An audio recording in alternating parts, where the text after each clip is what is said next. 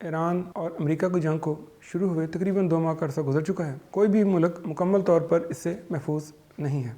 China जो कि एक दिन में 15 मिलियन बैरल तेल इस्तेमाल करता है, खामोश रहने वाला ये चाइना क्या काफ़ी लंबे अरसे तक खामोश रह सकेगा? कानून साजी की या कि दुनिया में कहीं भी हमारे एनर्जी रिजर्व्स को इनसिक्योर किया गया तो चाइना उसका जवाब देगा। चाइना इन 3 मैदानों में दुनिया को लीड कर रहा है। कौन कौन से? ये चाइना का जो मेजर प्रोजेक्ट है जिसका आगाज़ 2014 में हुआ था, अब अपनी वो पीक पे पहुंच चुका है।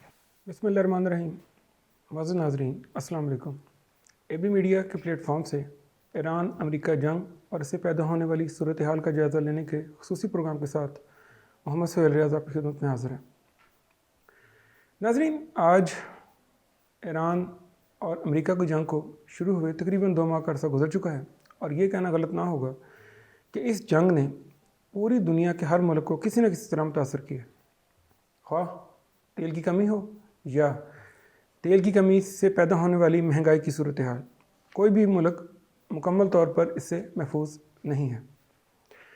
नाज़रीन, खित्ते का एक अहम मुल्क चाइना जो कि तेल का सबसे बड़ा इंपोर्टर और दुनिया की दूसरी बड़ी मईशत है, वो इस सारी सूरत हाल पर या तो गैर जानबदार या तशवीश का इजहार करने से लेकर मुज़ाकरात की अहमियत पर जोर देता नज़र आता है।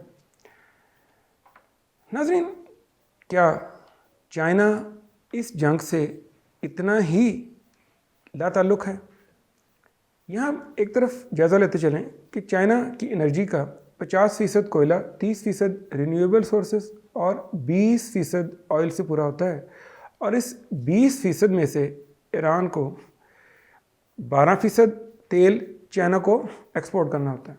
यहाँ ये बात भी काबिल ज़िक्र है, इस जो 12% चाइना की ज़रूरियात हैं वो ईरान का कुल जो तेल सप्लाई है वो उसका 80 से 90% हिस्सा है। जबकि दूसरी अहम सूरत हाल ये है कि चीन को अपनी इस ऑयल की ज़रूरत के लिए वेस्ट एशिया और रशिया पर डिपेंड करना पड़ता है, जिसमें 42% हिस्सा वेस्ट एशिया का है। अब यहाँ से एक बात वाज़ेह होती नज़र आ रही है कि जंग और इससे पैदा होने वाली सूरत हाल चाइना के लिए भी तशवीशनाक है।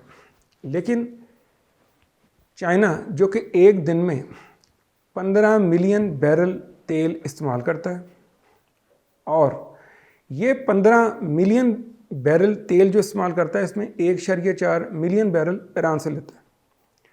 लेकिन अभी तक खामोश रहने वाला ये चाइना क्या काफ़ी लंबे अरसे तक खामोश रह सकेगा? इस बात का जायज़ा लेने के लिए हम छोटी सी बात पर गौर करते हैं, जिससे इस जंग के मुहर्रकात हमारे सामने आने शुरू हो जाएंगे कि इंटरनेशनल एनर्जी एजेंसी की एक तहकीक के मुताबिक किसी भी मुल्क की ऑयल की ज़रूरियात को पूरा करने के लिए उसके पास 90 दिन का ज़ख़ीरा होना चाहिए, जबकि चाइना के पास ये ज़ख़ीरा 1.3 बिलियन बैरल मौजूद है, जो कि उसकी 110 दिन से लेकर 140 दिन की ज़रूरियात के लिए काफ़ी है। अब अगर 2 मिनट के लिए हम फ़र्ज़ करें कि ये जंग 3 से 4 माह लंबी होती है, तो ये वो वक्त होगा जहाँ चाइना इस जंग से बराह रास्त मुतासर होना शुरू हो जाएगा, क्योंकि मुतासर तो होना शुरू हो चुका, लेकिन वो महंगाई की सूरत में है। हम अपने आज के प्रोग्राम में चाइना इस सारी सूरत हाल में अपनी एनर्जी की ज़रूरियात पर किस तरह मुश्किलात का शिकार हो सकता है या हो रहा है या आने वाले वक्त में हो जाएगा, इसका जायज़ा लेंगे। और हमने अपने प्रोग्राम में दावत दी है मोहम्मद ताहर आफाकी साहब को, जो कि लेक्चरर हैं इंटरनेशनल रिलेशंस और मैनेजमेंट साइंसेस के। प्रोग्राम का आगाज़ करते हैं। अस्सलाम वालेकुम। वालेकुम अस्सलाम वरहमतुल्लाहि वबरकातुहू। आफाकी साहब, ये फरमाइए कि चीन इस वक्त ज़ाहिर तो सिर्फ तशवीश और मुज़ाकरात की अहमियत पर जोर देता नज़र आ रहा है और उसने बराह रास्त जंग के अंदर हिस्सा ना लिया है, ना उसका कोई ऐसा असर हमें अभी नज़र आए, लेकिन पसे पर्दा क्या हो रहा है ये ख़बरें किसी के पास नहीं है। लेकिन आप क्या समझते हैं कि चीन के पास इतनी एनर्जी के ज़खायर हैं या ऐसी कोई ज़खायर मौजूद हैं कि जिसकी वजह से वो मजबूत हैं इस मौके पर? नेपोलियन बोनापार्ट ने चाइना के बारे में कहा था, China is a sleeping giant, let him sleep. मेरा ख्याल है कि वो वक्त गुज़र गया कि जब चाइना आराम कर रहा था, सो रहा था। ये पिछले दिनों आपने देखा कि अमेरिका ने जो नाकाबंदी की है और अमेरिका की कोशिश है कि आबनाए हुर्म से जो जो शिप्स आ रही हैं उनको रोका जाए, तो वो चाइना को नहीं रोक सका और चाइना अपनी शिप्स डंके की चोट पर निकाल के लेके गया। ये नहीं कि प्यार मोहब्बत से, बल्कि अपनी नेवल फ्लीट्स को उनके साथ रख के उनके सामने से गुजरा। और दूसरी बात, उसने कोई रिक्वेस्ट भी नहीं की। जी, रिक्वेस्ट भी नहीं की और बिल्कुल पूरे ताकतवर अंदाज में ये कहा। और फिर उनकी फॉरेन मिनिस्ट्री का भी बयान आया कि भाई हमने कानून साजी की है कि दुनिया में कहीं भी हमारे एनर्जी रिजर्व्स को इनसिक्योर किया गया तो चाइना उसका जवाब देगा। अब चाइना के पास जो तवानाई के कौन कौन से ज़खायर हैं, पहले तो हम देखते हैं कि जंग से चाइना को क्या असर पड़ रहा। तो चाइना के जो एनर्जी के ज़खायर हैं उनमें 3 बड़े ज़खायर हैं। नंबर 1 कोयला, चाइना के पास कोयला दुनिया का चौथे नंबर पर बड़ा कोयले का रिज़र्व चाइना के पास है। ये टोटल दुनिया का 13.3% कोयला बनता है जो कि चाइना के पास मौजूद है और चाइना इसे इफ़ेक्टिव अंदाज में इस्तेमाल कर रहा। तकरीबन 55% इलेक्ट्रिसिटी चाइना कोयले के ज़रिए प्रोड्यूस कर रहा है। फिर दूसरे नंबर पर इसके पास, छठे नंबर पर नेचुरल गैस मौजूद है। दुनिया में छठे नंबर पर बड़े रिजर्व्स नेचुरल गैस के हैं, लेकिन चाइना के लिए ये इनफ नहीं है। चाइना के लिए फिर भी चाइना 40% गैस का डिपेंडेंट है जो उससे मिडल ईस्ट, रशिया और सेंट्रल एशिया से लेना पड़ता है। तीसरे नंबर पर इसके पास पेट्रोल के रिज़र्व्स मौजूद हैं। दुनिया में 13वें नंबर पर इसके पास पेट्रोल के रिज़र्व्स हैं जो कि 28.2 अरब बैरल पेट्रोल के रिज़र्व्स हैं चाइना के पास। कहा जाता है कि चाइना अगर मुकम्मल इन्हें इस्तेमाल करे तो ये 5 साल के रिज़र्व्स हैं चाइना के पास। तो ये 3 बड़े कुदरती वसाइल मौजूद हैं। इसके साथ साथ एक रेयर अर्थ मिनरल्स, चाइना के पास दुनिया के half rare earth minerals China के पास मौजूद हैं। और ये रेयर अर्थ मिनरल्स ये कंप्यूटर में भी इस्तेमाल होते हैं, बैटरीज़ में भी इस्तेमाल होते हैं, कार की मैन्युफैक्चरिंग के लिए और फिर मिसाइल टेक्नोलॉजी के लिए भी। ये चाइना के पास हाफ ऑफ द वर्ल्ड है। और सबसे मज़े की बात, चाइना दुनिया में 91% इसकी प्रोसेसिंग करता है। मतलब इनकी प्रोसेसिंग इतनी ज़्यादा कॉस्टली है कि दुनिया में यूएस जैसा मुल्क उसने भी इस पर प्रोसेसिंग नहीं की। इसका मतलब चाइना को मोनोपोली हासिल है इस एरिया में जी, इस एरिया में। तो इसका मतलब ये है कि एक जगह पेट्रोल और गैस जो चाइना तकरीबन अपनी ज़रूरत का 75 से 80% पेट्रोल रशिया, सेंट्रल एशिया और मिडल ईस्ट से लेता, अगर उसका रास्ता रोका जाता है, अगर उसे किसी तरीके से नुकसान पहुंचाया जाता है, तो चाइना रेयर अर्थ मिनरल के ज़रिए चेकमेट कर सकता है। बिल्कुल ठीक। लेकिन यहाँ पर ये फरमाइए कि फिर चाइना को कमी किन चीज़ों की है, किस किस एनर्जी सोर्स में वो पीछे हैं और उसको वो कैसे फिर पूरा कर रहे हैं? असल में एनर्जी रिसोर्सेस तो बेसिकली जो चाइना जिनमें पीछे है वो पेट्रोल और गैस ही है। चाइना दुनिया का सबसे बड़ा एनर्जी कंज्यूमर है। आप अंदाज़ा करें कि चाइना जितनी बिजली प्रोड्यूस करता है, शायद ही ये पूरा रीजन मिलके भी उतनी बिजली प्रोड्यूस ना कर पाए। लेकिन फिर भी इसके बावजूद नेचुरल गैस और पेट्रोल की उसे ज़रूरत है। अच्छा, ये याद रखिएगा, पेट्रोल के साथ वो अपनी इलेक्ट्रिसिटी प्रोड्यूस नहीं कर रहा, वो कोयले के साथ कर रहा 51% है जी, कोयले के साथ कर रहा है, नेचुरल गैस के साथ कर रहा, फिर रीन्यूएबल रिसोर्सेज के साथ कर रहा।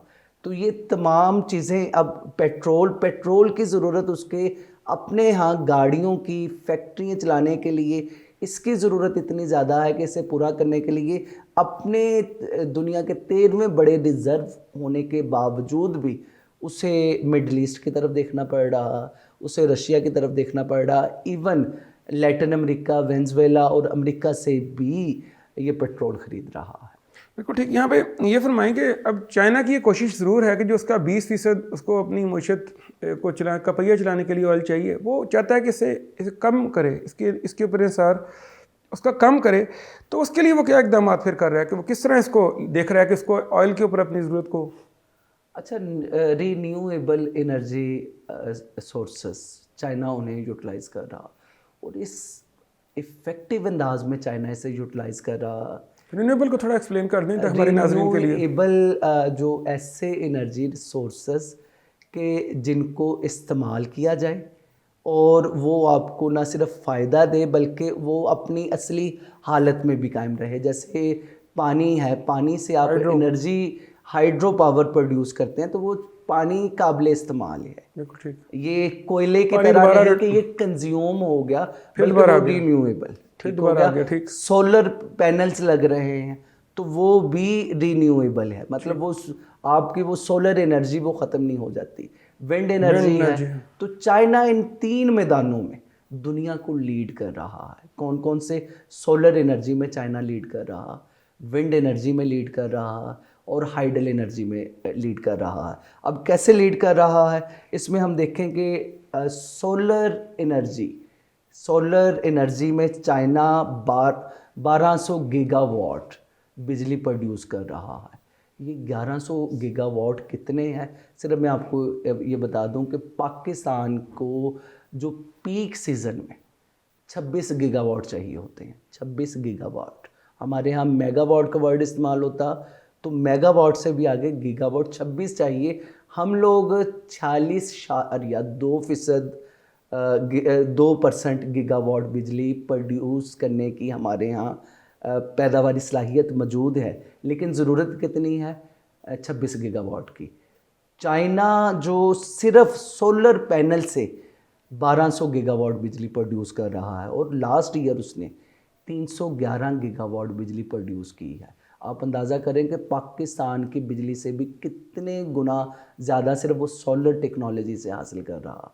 अच्छा, फिर उसके बाद विंड एनर्जी, उसमें 640 गीगावाट बिजली प्रोड्यूस कर रहा है चाइना, और लास्ट ईयर उसने 119 गीगावाट बिजली प्रोड्यूस की है। मतलब टोटल पाकिस्तान की बिजली से भी तकरीबन 3 गुना, 4-4.5 गुना ज़्यादा उसने बिजली विंड एनर्जी से प्रोड्यूस की है। और पाकिस्तान में गवादर, ये नाम ही है हवा का दरवाज़ा, और पाकिस्तान के ऐसे ऐसे एरियाज़ हैं कि जहाँ विंड एनर्जी से हम लोग अपनी सिर्फ ज़रूरियात पूरी कर सकते हैं। फिर उसके बाद जो उसकी हाइडल एनर्जी है, ऑल दो के एक टाइम था कि ये सबसे ज़्यादा थी, लेकिन अब ये पीछे हट गई है। 450 गीगावाट चाइना इससे प्रोड्यूस कर रहा है हाइडल एनर्जी से, और लास्ट ईयर उसने 12 गीगावाट प्रोड्यूस किया। ये सिर्फ ये एडिशनल है जो मैं ये आपको बता रहा हूँ। लास्ट ईयर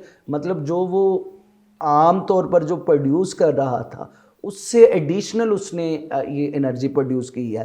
तो ये आप अंदाज़ा कर लें चाइना का। और फर्दर वो यूरेनियम से भी बिजली प्रोड्यूस कर रहा है। यूरेनियम का जो हिस्सा है इसका वो 62.5 गीगावाट है टोटल एनर्जी जो प्रोड्यूस कर रहा है, और लास्ट ईयर जो इसमें इजाफा किया है 1.5 गीगावाट का इन्होंने इजाफा किया है। तो चाइना की जो पॉलिसी है वो ये है कि वो देखता है कि मैंने लास्ट ईयर जितना प्रोड्यूस किया है अब वो ओके, वो मेरे ना जो है ग्रिड स्टेशन में शामिल हो गया, एडिशनल मैंने क्या करना है, तो वो एडिशनल पे फोकस करता है। अब बदकिस्मती मुलाहिज़ा फरमाएं कि हमारे इस मुल्क में हम लोग तकरीबन पिछले 10-12 साल में ये 18 गीगावाट से 26 गीगावाट के दरमियान में ही है। इसका मतलब क्या है? यहाँ पे एनर्जी नहीं आ रही, यहाँ पे नई इंडस्ट्री नहीं लग रही, तरजीहात में शामिल नहीं है सारा कुछ, तरजीहात में शामिल नहीं है। फाकी साहब ये फरमाएं कि बैटरी टेक्नोलॉजी में भी जो इसे है चाइना, इसमें बर्तरी हासिल है। जी बिल्कुल। इसे फिर आप कैसे देखेंगे? जी, चाइना का जो हम लोग अगर देखें इसमें इलेक्ट्रॉनिक व्हीकल्स जो चाइना बना रहा है, जी दुनिया की सबसे ज़्यादा इलेक्ट्रॉनिक व्हीकल्स बना रहा है चाइना। मतलब लास्ट ईयर उसने 44 मिलियन इलेक्ट्रॉनिक व्हीकल्स बनाई हैं। टोटल अपनी व्हीकल्स का 50% इसने बनाया। मतलब चाइना की ये तरजीहात में शामिल है कि भाई पेट्रोल पे जो डिपेंडेंसी है वो इलेक्ट्रिक में कन्वर्ट कर वो दी जाए। इलेक्ट्रिक पे कन्वर्ट की जाए। इलेक्ट्रॉनिक्स व्हीकल्स जो हैं उसकी वजह से इनको फ़ायदा क्या हुआ, सिर्फ 2024 में 1.8% इनका पेट्रोल कम हुआ है, कम यूटिलाइज हुआ, और इसका मतलब 2025 में तकरीबन 2% कम हो गया। तो ये इस तरह से इससे रिड्यूस कर रहे हैं कि पेट्रोल पर हम अपनी डिपेंडेंसी ख़त्म करें और इलेक्ट्रॉनिक व्हीकल्स, इलेक्ट्रिक गाड़ियों की तरफ आएँ।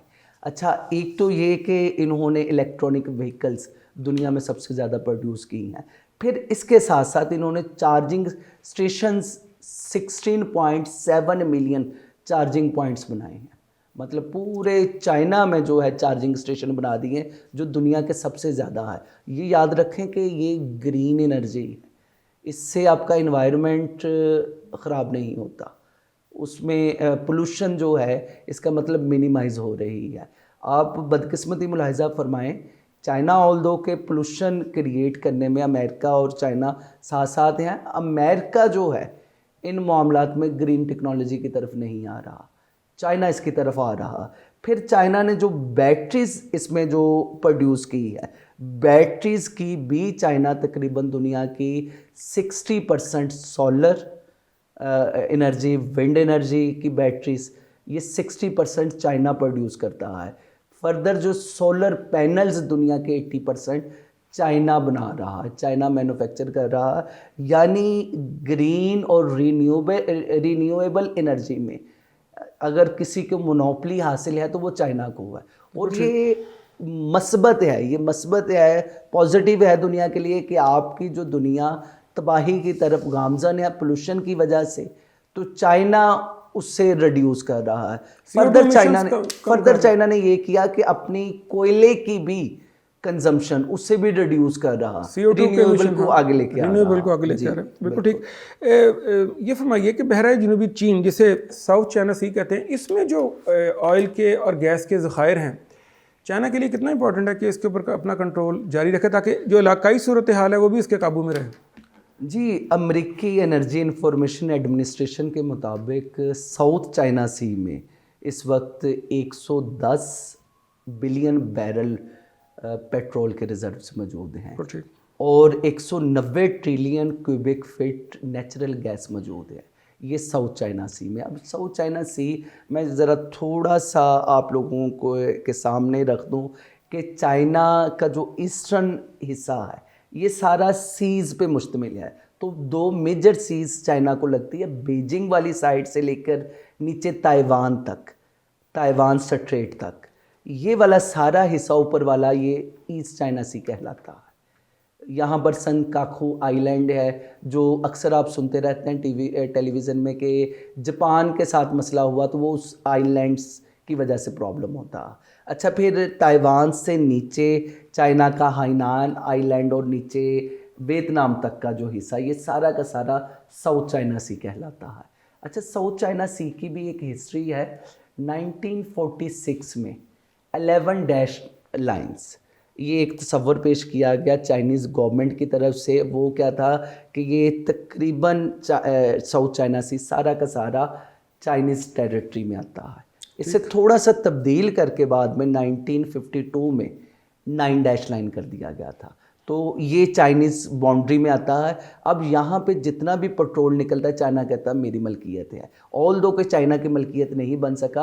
अच्छा, यहाँ पर दो ग्रुप ऑफ आइलैंड्स हैं, एक पैरासल आइलैंड्स जिस पे मुकम्मल चाइना का कंट्रोल है और दूसरे नंबर पर स्प्रेटली आइलैंड्स।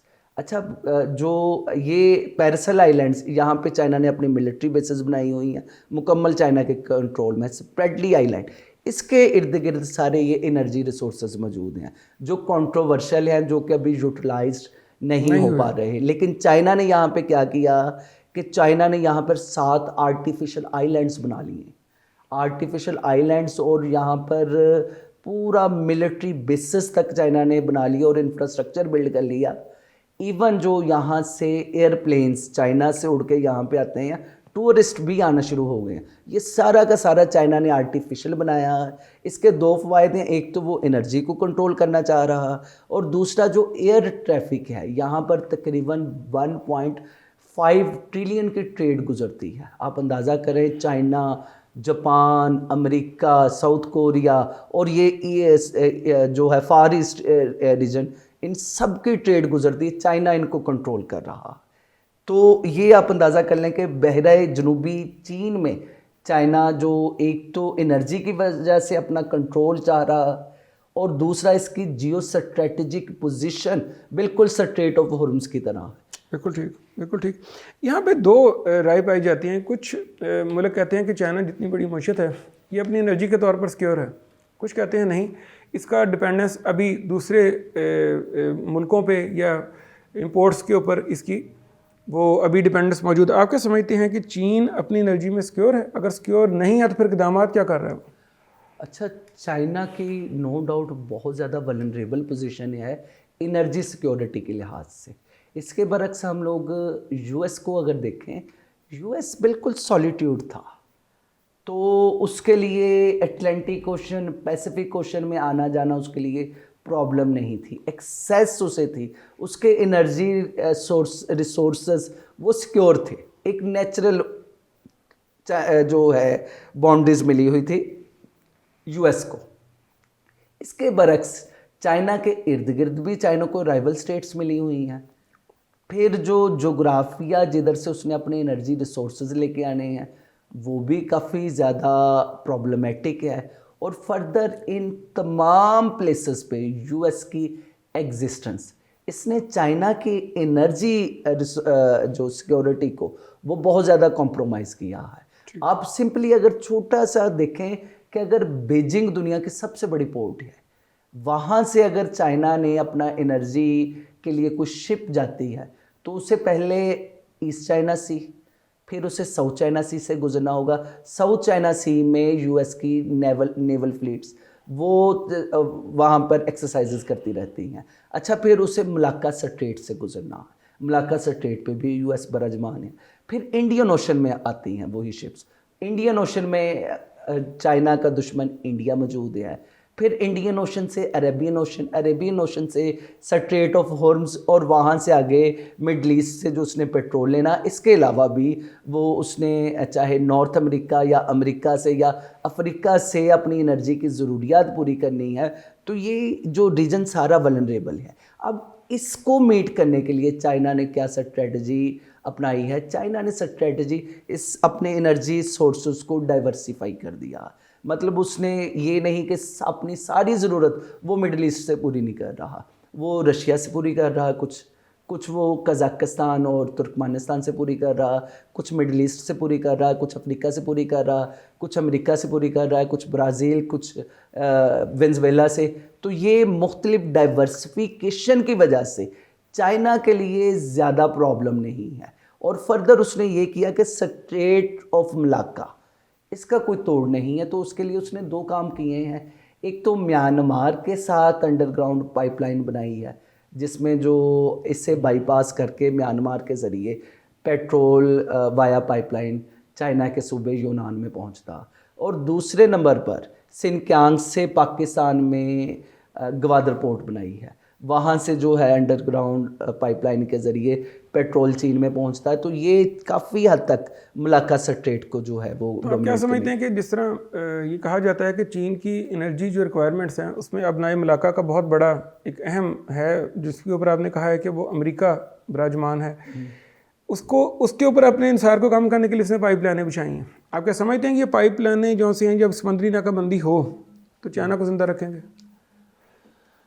चाइना के लिए ज़्यादा प्रॉब्लम होगा अगर तो आबनाई मलाक्का को बंद कर दिया जाता है, या यूएस के साथ इन केस ऑफ वॉर, या even in case of war with India, China के लिए अपनी एनर्जी सिक्योरिटी को कॉम्प्रोमाइज़ होने से बचाने के लिए बहुत ज़्यादा एफर्ट करनी पड़नी है। लेकिन उसके लिए चाइना ने जो ये डाइवर्सिफिकेशन की जो पॉलिसी अपनाई है उससे मतलब जो चाइना को प्रॉब्लम तो होगी, लेकिन उस प्रॉब्लम को उसने मिनिमाइज़ करने की कोशिश की है। और फर्दर चाइना ने कुछ नए रूट्स यहाँ पे डेवलप किए हैं। मतलब जो आबनाई मलाक्का, ये आगाज़ होता है सिंगापुर, फिर आगे जो वेस्टर्न साइड पे मलेशिया और ईस्टर्न साइड पे इंडोनेशिया। तो ये एक लंबी पट्टी है, इससे गुजर के जाना पड़ता है। चाइना ने ये किया है कि क्योंकि Indonesia home of the islands हैं, तो इसने दूसरे 2 से 3 रास्ते एज ऑल्टरनेटिव रखे हैं। और इसके BRI प्रोजेक्ट का ये हिस्सा है कि वो मैरी टाइम रूट्स डेवलप करे जो आबनाए मलाक्का को बाईपास करके उन जगहों से गुजरे, ताकि वहाँ से ऑल दो के टाइम थोड़ा सा ज़्यादा लगेगा, थोड़ा सा, बहुत ज़्यादा नहीं, थोड़ा ज़्यादा लगेगा, लेकिन चाइना के रूट्स सिक्योर होंगे। US मलाक्का स्ट्रेट को बंद कर सकता है, लेकिन बाकी जो रूट्स वो चाइना के लिए ओपन है। तो चाइना, आप समझ लें कि चाइना वो तमाम एजम्पशंस अपने जहन में लेके चल रहा है कि in case of shortfall of energy, in case of shortfall of petrol, in case of shortfall of gas, in case of जो ये रास्ते अगर बंद हो गए तो इनके लिए क्या क्या करना है, वो सारी की सारी स्ट्रेटजीज लेके चल रहा है। बिल्कुल ठीक। यहाँ पे एक चीज़ मैं आपसे इजाफा चाहूँगा कि बेल्ट एंड रोड इनिशिएटिव और एक सादी राहदारियाँ जैसे CPEC पाकिस्तान में भी बन रहा है, आप क्या समझते हैं कि एनर्जी तक आसान रसाई के लिए ये जो स्ट्रेटजी है चाइना की, ये भी हेल्पफुल रहेगी फ्यूचर में इसके लिए? जी, एनर्जी तक एक्सेस के लिए ही बेसिकली चाइना ने ये बेल्ट एंड रोड इनिशिएटिव का आगाज़ किया है, क्योंकि चाइना की सबसे बड़ी कमज़ोरी, सबसे बड़ी वीकनेस ये एनर्जी सिक्योरिटी है। तो एक तो ये कि BRI के ज़रिए चाइना ने अपनी एनर्जी को सिक्योर कर रहा है, एनर्जी रूट्स को सिक्योर कर रहा। फिर दूसरा है एक्सेसिबिलिटी, यूरोप और अफ्रीका तक जो है आसान राहदारियों के ज़रिए एक्सेस करना, ये चाइना का मिशन है। अब चाइना BRI के तहत कौन कौन से प्रोजेक्ट स्टार्ट कर चुका है, बहुत से प्रोजेक्ट ऑपरेशनल हो चुके हैं। तो इसमें म्यांमार के साथ इसका है, जो अभी इन्होंने पोर्ट वहाँ पे डेवलप की है, जिसके ज़रिए इनका पेट्रोल आता है। तो इसमें म्यांमार, बांग्लादेश, इंडिया और चाइना शामिल है। ये पहली राहदारी है। दूसरे नंबर पर CPEC के ज़रिए। अब CPEC के ज़रिए सिर्फ चाइना अपनी एनर्जी सिक्योर नहीं कर रहा है, इनके साथ मिडल ईस्ट के साथ बिज़नेस, अफ्रीका के साथ बिज़नेस, यूरोप के साथ बिज़नेस वो भी सिक्योर कर रहा है। फर्दर बीजिंग से लेकर जो मिडल ईस्ट तक का रास्ता 12,000 किलोमीटर का है, उससे भी बाईपास करके चाइना ये सिर्फ 3,000 किलोमीटर का रास्ता, 2700 किलोमीटर का रास्ता पाकिस्तान के ज़रिए पड़ता, तो चाइना वो भी कर रहा है। अच्छा, उसके बाद फिर तीसरा जो कॉरिडोर है वो सेंट्रल एशिया से वेस्ट एशिया को कनेक्ट कर रहा है, यानी चाइना सेंट्रल एशिया के ज़रिए मिडल ईस्ट तक रोड्स के ज़रिए मिडल ईस्ट तक पहुंच रहा। ये भी है कि अगर वहाँ पे मसला हो रहा तो ये सेंट्रल एशिया के ज़रिए मिडल ईस्ट तक एक्सेस है।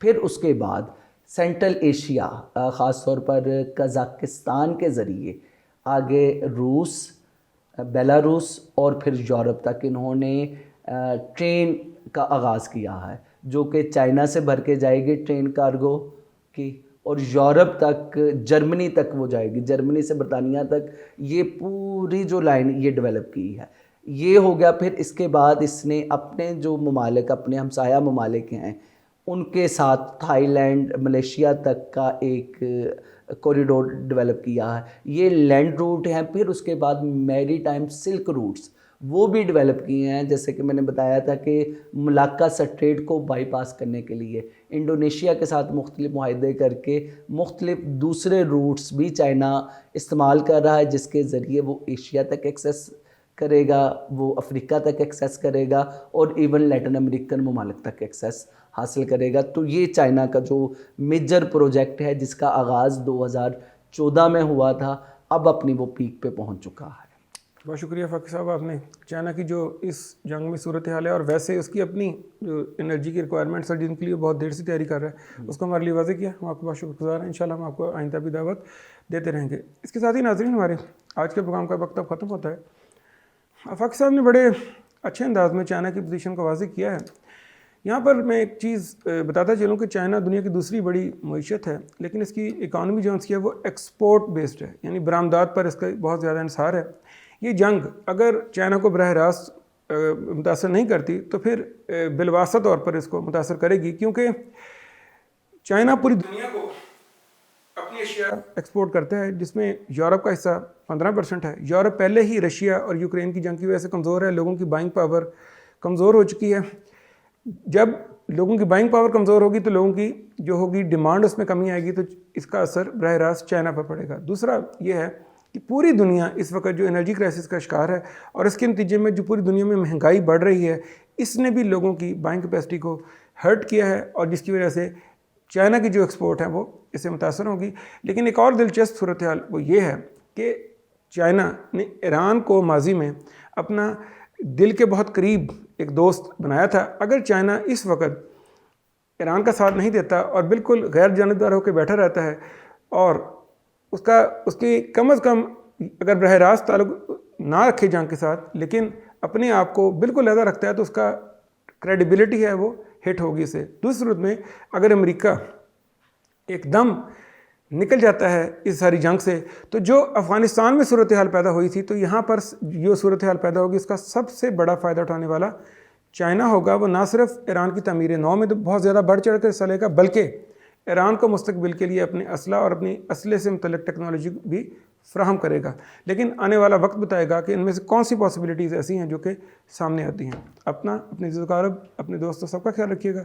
आइंदा किसी नए मौजू के साथ फिर हाज़िर होंगे, तब तक के लिए इजाज़त, अल्लाह हाफ़िज़।